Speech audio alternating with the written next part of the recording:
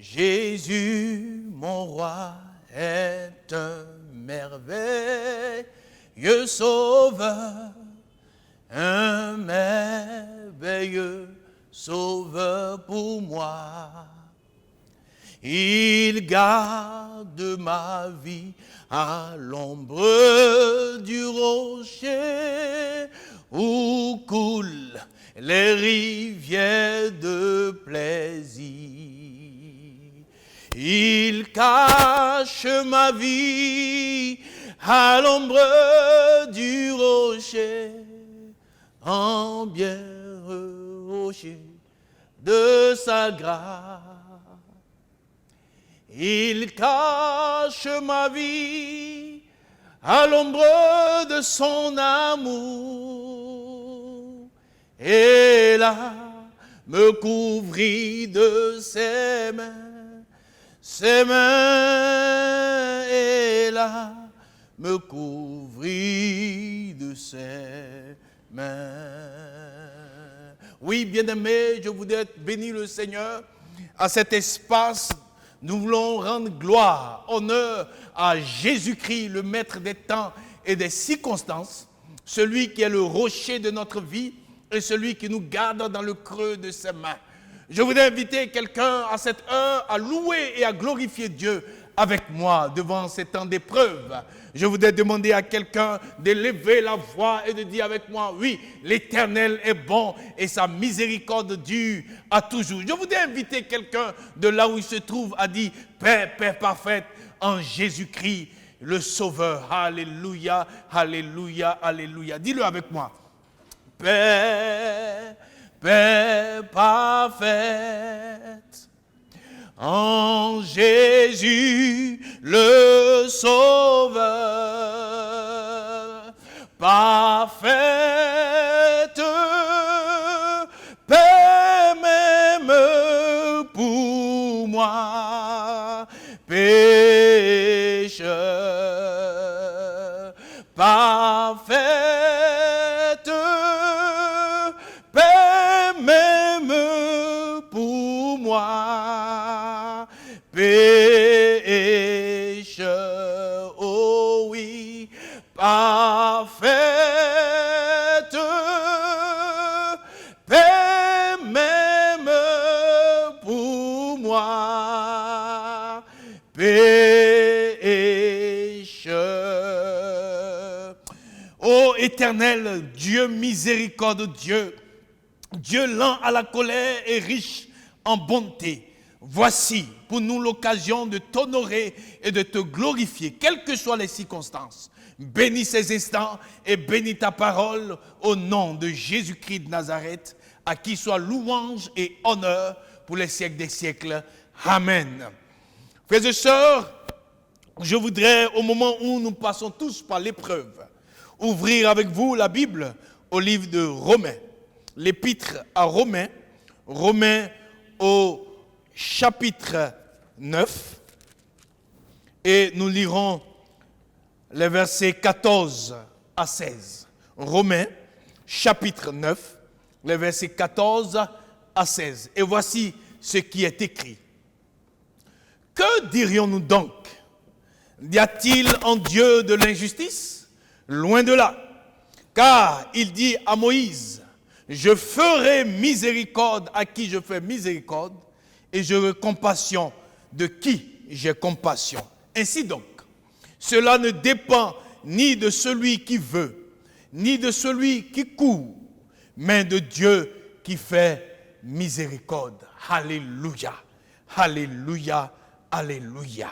Mes frères et mes sœurs, voici une période difficile, une période où le monde entier est affaibli, une période où chacun d'entre nous crie à son Dieu, « Oh Seigneur, aie pitié, oh que ferai-je » Les scientifiques essaient eux aussi d'apporter des solutions. Nous sommes tous criblés, chacun essaie de faire ce qu'il doit faire.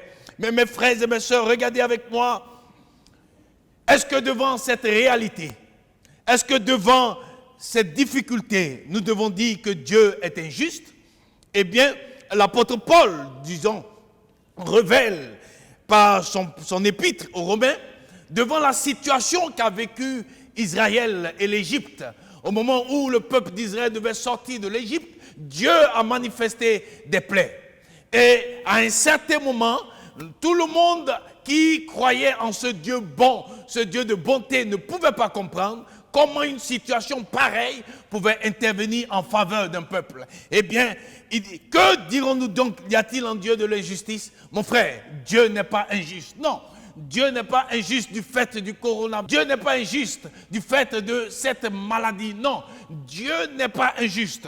Pas du tout. Il dit à Moïse, je fais miséricorde et j'aurai compassion de qui j'ai compassion. Je voudrais dire à quelqu'un, mes frères et mes sœurs, au moment où nous vivons une situation que nous ne maîtrisons pas, seule la miséricorde de Dieu peut nous sortir de là. Voici pourquoi nous devons revoir nos manières de faire, nous devons revoir nos manières d'agir, nous devons revoir nos manières de penser, car c'est la miséricorde de Dieu seule qui peut permettre à chacun de sortir victorieux de cette situation.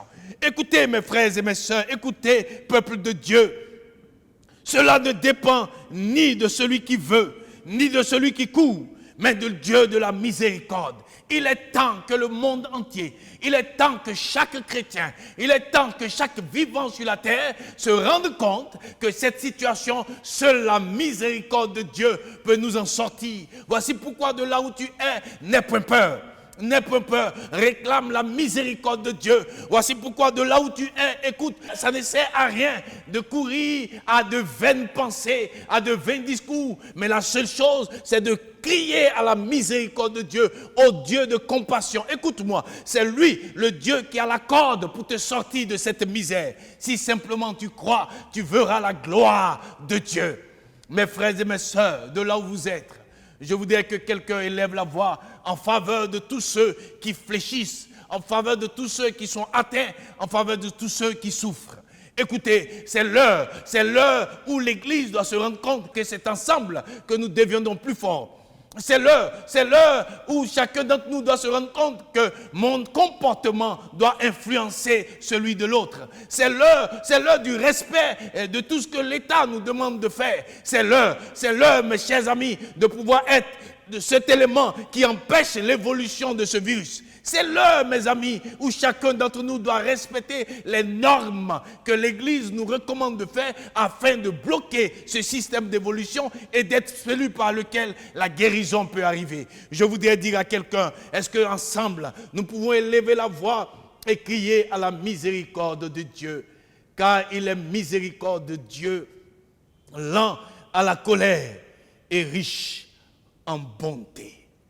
Que le Dieu de l'espérance, de là où tu es, pose sa main d'espérance sur ton cœur. Et que maintenant, sa victoire soit manifestée pour toi. Et que tu puisses dire avec moi que Jésus-Christ est ma sagesse. C'est lui qui est capable de nous apporter la guérison à tout moment. C'est lui qui éclaire notre chemin. C'est lui qui est la vie et il accorde en abondance. Si simplement tu peux lever tes mains et dire avec moi, Seigneur Jésus-Christ, je crois et je confesse que ta parole est oui et amen. Je crois et je confesse que tu es la guérison par excellence. Je crois et je confesse que tu es le serpent des reins. Je crois et je confesse que tu peux m'apporter la vie. Éternel, j'ai besoin de ta grâce. L'Église a besoin de ta grâce. Le monde entier a besoin de ta grâce. Seigneur, les malades ont besoin de ta grâce. Les bien portants ont besoin de ta grâce. Éclaire-nous maintenant et glorifie ton nom. Reste avec nous, Seigneur, car le jour décline. Nous avons besoin de voir ta main. Interviens, nous t'en supplions. C'est au nom de Jésus-Christ que nous t'avons prié, Seigneur. Amen.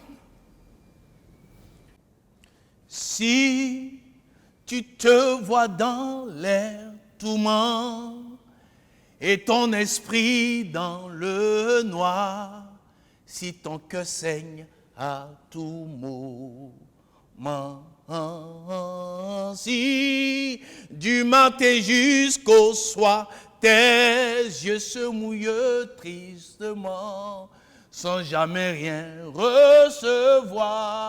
Alors je te dis, regarde ces pèlerins, regarde ces pèlerins, tu verras la gloire de Dieu. Crois et sois toujours serein, crois, sois toujours serein, tu verras la gloire de Dieu. Dis avec moi, regarde ces pèlerins, regarde ces pèlerins, tu verras la gloire de Dieu. Crois et sois toujours serein, crois, sois toujours serein, tu verras la gloire de Dieu. Shalom chez vous et soyez confiants au nom de Jésus-Christ. Amen.